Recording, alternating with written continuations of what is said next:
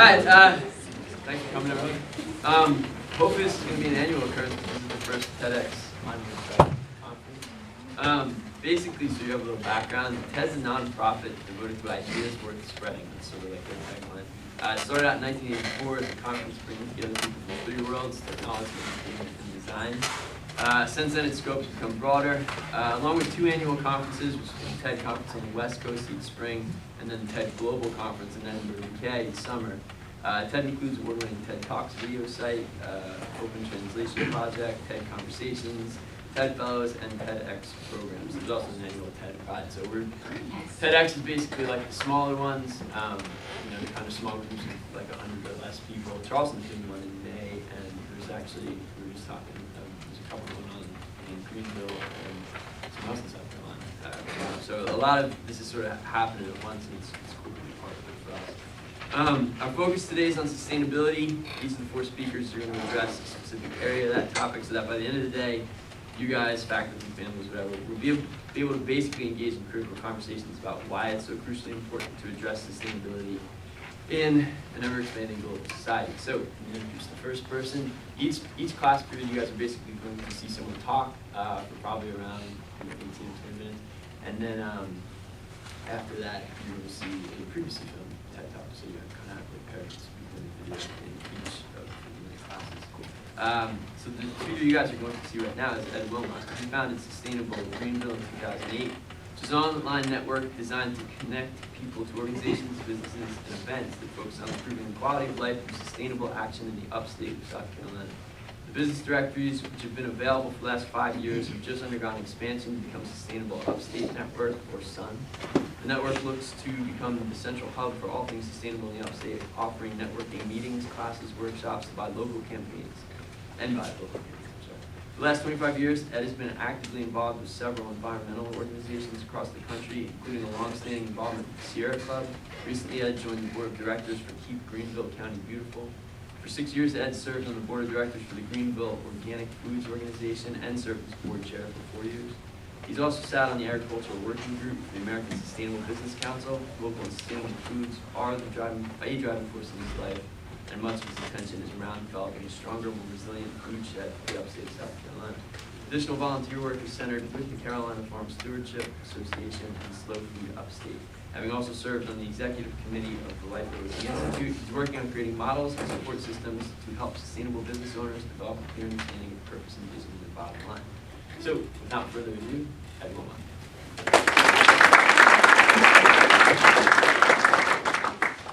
Thank you.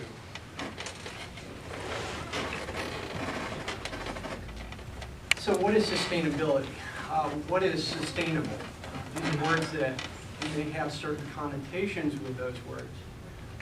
We believe sustainability is protecting the environment, conducting business in such a way as to reduce our impact on the environment. I do. Hopefully many of you do as well. Do you believe sustainability is about protecting our social resources, particularly, say, with our employees? Are we giving them a fair wage? I do. It's another one that I hope you'll understand by the end of this talk. Do you believe that sustainability is about making sure we have revenue for our businesses to guarantee that they're going to have products and services for our future generations, that they can continue to maintain a viable business model? I do. Hopefully you guys will also. Do you see sustainability as a tool to expand cultural services, engaging in the humanities, making sure that we have an identity in our lives around the arts? I do. Do you believe sustainability is about religion, about protecting our spiritual resources that we have available to us, to make sure that our next generation is going to be able to have that kind of center of spirit and understand what that means? I do. And it's a whole lot more than just that. One of the things that, unfortunately, sustainability has a certain connotation. If you talk to particular populations of people, particular religious groups, particular political groups, there are certain words that come to mind. Normally, if I ask the question, what is sustainability to you? The most common response, oh, you're being greedy. Sometimes I hear the word, oh, you're a liberal. Yes and no. Sometimes yes, sometimes others are either no. Oh, you're an environmentalist. Yeah, actually I am. A lot more than just that. Sometimes I've been called a tree hugger. Well, actually, about 1 out of 5 hikes, I tend to hug a tree. A lot of people think I'm crazy, but that's a fun, to me, I engage the natural environment. I love being in the outdoors. I love protecting the outdoors. But then there are certain connotations with the word that are fairly derogatory. They're very misleading. There are certain people that will say, oh, you're a socialist, or oh, you're against property rights. Nowhere in sustainability, at least in the real definition, is that said. So what is sustainable? Back in 1987, the Brundtland Commission of the United Nations came together to figure out what are we going to do about development. All around the world, stuff is growing at incredible rates. We're building and building and building. How are we protecting our environment? How are we protecting our social resources so that we're not endangering our environment? Are we not endangering our population? They did a lot of back and forth trying to figure out how we're going to define sustainable. We want to make sure we're protecting it. They finally came up with a definition: meeting the needs of the present without compromising the ability of future generations to meet their own needs. In that definition, do you see anywhere that it says green? Does it say anything about the environment? No. Of course, that's a huge component when you start looking at what was written beyond that. But there's a particular word in here that is critically that we need to understand, and that is the word needs. I've already mentioned resources. I like to look at sustainability is protecting and using our resources today in such a way to guarantee they're going to be there for our future generations. So we can basically just take out the word needs and put in resources up there. And what are resources? Typically when we're talking about sustainability, most of what we're going to hear today is about environmental sustainability. We're talking about natural resources. Most of you are probably familiar with renewable and non-renewable resources. But we also have cultural resources. We have civic resources. We have educational resources. We have spiritual resources. And there are a whole number of other resources we have in order for society to function in an efficient and productive manner. If those needs and resources are not there, then we end up in waste. Or in some cases, if we abuse the resources in certain ways, we end up in waste. We live in a very linear society. We're starting to change that. We're going to talk a little bit more about that in a while. So what models do we use? How do we identify sustainability? How do we measure sustainability? One of the first ideas is within business, you have something that's called the triple bottom line. It's known as people, planet, profits. We're here to protect the people, we're here to protect the planet, and we're here to protect our profits. Typically, sustainability is where all three of those things meet. This may not be the best description because you only see a little tiny part where it connects there. But when we're fully engaged with our systems and understanding how they work, what we're able to do is that when you see where they all meet, that's sustainability. There are places where, say, people and profit meet. There are companies out there who you may have heard fair trade. Fair trade is more concerned in making sure those who produce products are getting a fair wage. Typically, when we're bringing in products from overseas, we see that with coffee. Probably some coffee drinkers here, and probably some of you drink fair trade coffee. They're not maybe necessarily worried about the planet, but they're more concerned about making sure those people who are creating and making those products are getting their fair share. But there are plenty of fair trade that also are involved with the planet. So they really are focused on sustainability. So there's a lot of aspects about sustainability. These tend to be externalities. We look at systems out here, and if we find where they connect, That's sustainability. Some argue that's the wrong way to approach sustainability. Another model is called circles of sustainability. Very few people, even among the sustainable community, have ever heard of sustainable circles of sustainability. This was also another UN program that was part of the United Nations Global Compact Cities program. 26 cities globally participated in this model, and only one business that I know of has done as well. And we're going to just kind of show you how this works. If you look, there's 4 basic categories: economics, ecology, culture, and politics, or as I like to call it, the 4 Ps: people, planet, profit, and politics. Then there are 7 subcategories. So there's actually 28 categories. They're trying to define how well they're using those resources and how they're protecting these resources in this community. So this is an example from Melbourne, Australia. And if you see below the circle, that pie-shaped kind of chart, you have everything from critical through vibrant, from red to green.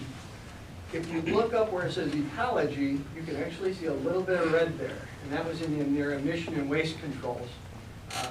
They're doing very poorly in that area. But then if you get down where it says culture, politics, and that, you can see some areas are very vibrant. So they've done very well in their cultural atmosphere, political atmosphere, economic environment. But ecology, they've got a long ways to go with that. So it's a very complicated system, very involved. We've got to find ways to put values.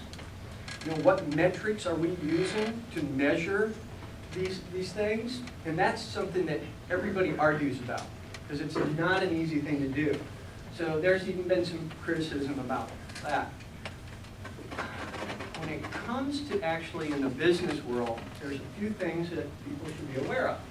One is called the GRI, Global Reporting Initiative. How many people here have went out and seen products that says on there, eco-friendly? Yeah, pretty much everybody's seen those products out there. But do you know if they're actually eco-friendly? Most people don't.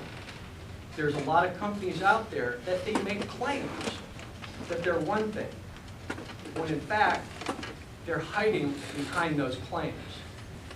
We have to have certification processes in place. Accountability is something that's incredibly important. People have got to be held accountable for what they're doing and what they say they're doing. We're living in a world that transparency is so critical. So, Global Reporting Initiative is one system in place that a company said, all right, I want to be sustainable. I want to be green. I want to start saying, these are the things that we do. They go and list out everything that they're doing, how well they're doing at it. They go to the website or they contact the GRI. GRI says, here's what we need. They send that in, everything's reviewed, and then they can get a kind of a certification saying, yes, we are members of the GRI. Then you know that they're actually incorporating sustainable principles into their business models. ISO, many of you may have seen the term ISO, International Standards Organization. They produce standards for every aspect of business you can think of. If you're a manufacturer, you have to go through these processes. There's 2 in particular people should be aware of. If you see ISO 14001, you know that they've incorporated environmental friendliness into their business model. There's also a new one called ISO 26000. It's about social responsibility. It has not had a chance to actually become a legal certified thing. It's more of a, okay, here are suggestions on how to be more socially conscious. Because it's very difficult to put a real value on it. How do we put a number on social responsibility? So that's a little bit more difficult thing to handle, but there are actually links here.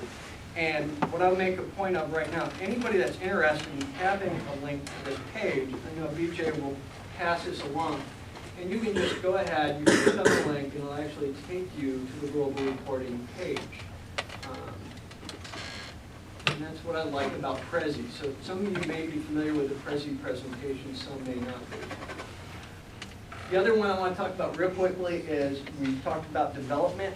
We're building and building and building stuff every day. Everywhere construction is happening. The construction industry has just one of many certifications. U.S. Green Building Council, USGBC.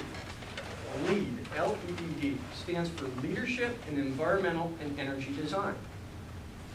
Down here in the Low Country, you've got several buildings that have LEED status. You can have silver, gold, or platinum standards. It's very difficult to reach the platinum standards because you have to account for everything from how you handle the waste products to energy products that are put into the building, looking at every possible impact on the environment and how you're transporting products. It's a whole number of things you have to be able to do in order to receive those standards. So those are three areas I just wanted to talk about real quick. I did not bring on here, since we're going to be talking about food the next couple of topics. I'm also, as you mentioned, a huge proponent of sustainable food and organic food. As I was board chair of the Greenville Organic Food Organization, GOFO, we try to educate people about organics.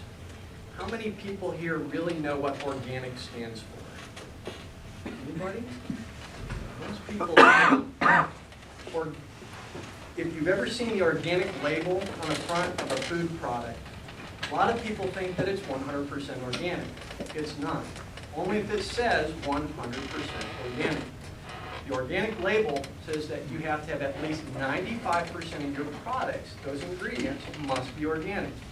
There are some 40-some synthetic chemicals allowed in the organic label. So even when you're picking up an organic food with that label on there, you're putting maybe some stuff that's toxic to you inside your body. People are not aware of that. So, but the U.S., it's the Organic Standards Board meets twice a year to look at those standards. And it's argued. You would bring in people that would want to fight to make certain allowances. Others say, no, we cannot do that. We're actually harming ourselves if we do that. So none of these things are easy. You know, we have a lot of contentious arguments over all this stuff. Talking about business again, we've got to figure out, all right, so what do I do? How do I do this? How do I become a sustainable green business? There are a lot of models out there, a lot of great books, a lot of companies that offer, say, okay, this is what you can do. And people create programs. This book in particular is fantastic, Greening Your Business. It actually goes through the entire process, absolutely every aspect of your business. And it can be applied to any physical infrastructure. This could be used here at the school. They could read through this, figure out, okay, we're looking at our, how we handle energy consumption. We're looking at our how we're bringing in products, because you're consumers. You in the school here, we're all consumers. Everything here is part of our consumption nature. The clothes you wear, the products, the screens, we have to buy and sell products.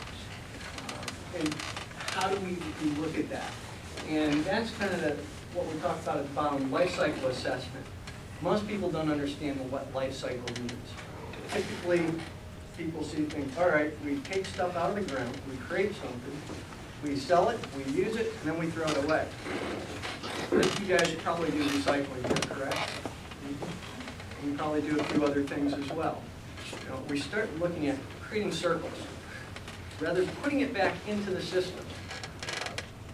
Some of you may have heard of the term upcycling. You're starting to see artists who say, we're upcycling. We're going to take something that's being thrown away, and we're creating something beautiful out of it. Well, that doesn't always mean upcycling. That's usually more as a downcycle. They're taking one thing and reusing it just one time. Real upcycling is where we're looking at products in such a way to guarantee that they're going to be used over and over and over again, whether we're recycling, reusing, something, And steel is one of the few things that we can recycle over and over and over and over and over again. Plastic? No. Typically, any form of plastic out there can be constituted in some form only about 2, maybe 3 times at max. Typically, it's only done once, and then it's just waste. And it's burnt, thrown away, done something with it. Right? So we want to try eliminating waste as much as possible. So what do we, just do this real quick. Sustainability is in every aspect of life. Everywhere you go in the world, people are working on research, schools, development. Everywhere you see, sustainability is happening. Even among those who are against it, are supporting it in some parts or another. I've listed some of the stuff that's going on here locally. The city of Charleston has been very involved with sustainability. The College of Charleston has a sustainability program. Crichton Tech has a sustainability program. And there are local green organizations that help bring all this together. Charleston Green Source, wonderful site. So you know exactly who around here is actually sustainable and green. Another amazing organization you have down here is called Low Country Local First. They're a nonprofit entity that believes in supporting the triple bottom line around business and creating a more vibrant local economy. So that's a wonderful website to check out. So what do we do on a day-to-day basis? What can you guys do as individuals to reduce your impact on the environment, improve your social good? There are so many things out there available to us to learn from. There's tons of books and literature. I've listed a few of them. There are environmental impact calculators. Some of them look at the very big picture. So you guys, from your home to your school, to how you drive, everything. And you can look in there and calculate exactly what your impact is. And then just by doing that, you start thinking about, oh yeah, I'm not doing so good in that area. And you start thinking, maybe I can make some small changes and make an improvement there. There's actually a calculator specifically for international students. So if you ever become a college student and starts traveling, you can actually look and decide, okay, look at how many times you travel across from here to Europe or wherever, and you'll figure out what your consumption is from traveling in a plane back and forth. And you'd be surprised at your impact as an international student, even an international professional who has to do a lot of traveling. One of my favorite books is called Grub. I don't know if you're not as familiar with Grub. Anna LePay and Ryan Carey wrote this book about 4 years ago. And it's Ideas for an Urban Organic Kitchen. Absolutely wonderful book. It's really designed for young people like you guys. It talks about our food system, the challenges, the successes that we're having. It provides recipes. It provides soundtracks to having dinners. And then it has, the back of the book, there's probably 40 pages of resources, links to everything imaginable. Organizations, businesses who are really making a difference in the world. And it's so critical that we know what's going on, especially with our food. We've become so divorced from our food. Also, some of you may have already seen the story of Stuff. It's a wonderful video. It talks about this linear process that we do in society as consumers. We extract products, we create products, we then sell them, we use them, then we throw them away. And then they give you suggestions on how to start that circular process. So it's a great website, a great video to watch. I don't have it connected up there, so watch that right now. But what we're doing is we're starting to look at the big picture. And it's so important that we see the big picture. We're not looking at all the pieces. We need people to look at those pieces. You know, those who have very specific things that they're passionate about doing. So here's my definition of sustainability. Is the application of life cycle knowledge in order to achieve a vision of systems in harmony and adaptation. It may seem a little academic, but really what we're getting at is understanding how life cycles work, and then applying that knowledge out into the real world. Most of us, we don't know how to apply the knowledge. You guys learn a lot of stuff in the classroom. How often do you get out there in the real world and start learning some of this stuff? It's not until you get out there. You know, you might be going to college and it'll be another 5 years before you actually begin to applying what you're learning in these rooms. And you know, we've got to start understanding how to apply this information. And when we do, and we start seeing this bigger picture, it's so critical that we see this bigger picture. Vision gives us direction and purpose upon which our passions can be realized. Mission gives us strength of purpose upon which our passions can flourish. I believe one of the things that's missing in sustainability today is passion. We have people that are passionate, but they've lost the purpose. Why are we doing this? We say, oh yeah, we want to protect the environment. We want to make sure people have it. But a lot of times it's just, there's no spirit behind it. It's missing. What's engaging us? You know, once we have a clear idea of what we want to create, and I know some of you guys are there. You've already got ideas in your head. And I congratulate you for having those ideas. Because we need young people with new ideas and new energy to come forward and say, okay, now that I've got this, I see this better world that I want to create. What do I do? You know, how can I make that happen? There's all kinds of stuff you can get involved with. There's lots of local nonprofits. There are events that you can participate in. You know, sometimes you have to get your parents involved with that process as well, because you may not have access to do some of these things. But you can take small steps. You can start creating projects right here in the school. And I know there's a couple of things going on right here in the school. You know, and that's wonderful. We need more of that. The last thing I want to propose is what I like to call sustainable education. The vision of sustainable education is a culturally diverse global society made up of citizens engaged in perpetual learning. A lot of people think, okay, once I'm out of high school, once I'm out of college, I don't have to learn anything ever again. Yet in reality, we continue to learn. And we forget that. And we need to encourage people to continue to learn. You know, adult education, it's out there, but we don't realize it. Every day we're learning something. If we don't, we're stagnant. And typically in society, we see a lot of stagnation going on. We're seeing a lot of waste culturally, environmentally, and a lot of other areas. The mission of sustainable education is to teach the application of knowledge to students for ongoing success in life and business. What I love about this school, you guys are more of a hands-on school. You're starting to learn what you need to do rather than just learning the information. We've got to get beyond just the information. We've got to learn how to apply what we're learning out into the real world. And that's going to guarantee success in life and business. The values embodied in sustainable education are imagination, creativity, innovation, retention, and engagement. Imagination is so critical. And yet we don't teach imagination in schools, except for in the arts. And yet we want to cut back on the arts. Art at the state level, they're always trying to cut our funding for arts and humanity. They say science is what's most.